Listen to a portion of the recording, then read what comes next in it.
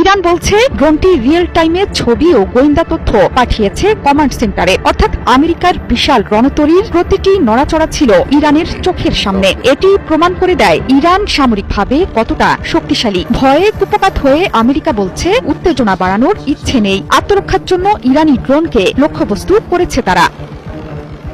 প্রশ্ন থেকেই যায় যে ড্রোন মিশন সফল করে নিরাপদে তথ্য পাঠিয়েছে সেটি ভূপাতিত করার দাবি কি আদৌ বড় কোনো সামরিক সাফল্য, নাকি মশা মারতে কামান দাগার মতো একটি ছোট ড্রোনকে নামিয়ে নিজেদের অক্ষমতা ঢাকার চেষ্টা মাত্র? এই ঘটনার পরও দমে যায়নি ইরান, আরও একটি শাহেদ ড্রোন পাঠিয়েছে তেহরান।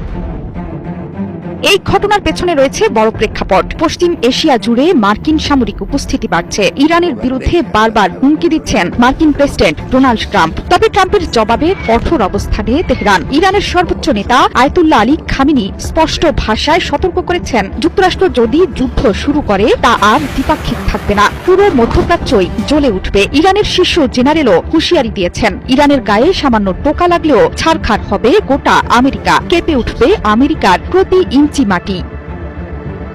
পারস্য উপসাগরের আকাশে বার্তা পরিষ্কার, বিশাল রণতরী থাকলেই নজরদারি এড়ানো যায় না। আকাশে কার আধিপত্য, এই প্রশ্নে জোরালো উত্তর দিল তেহরান।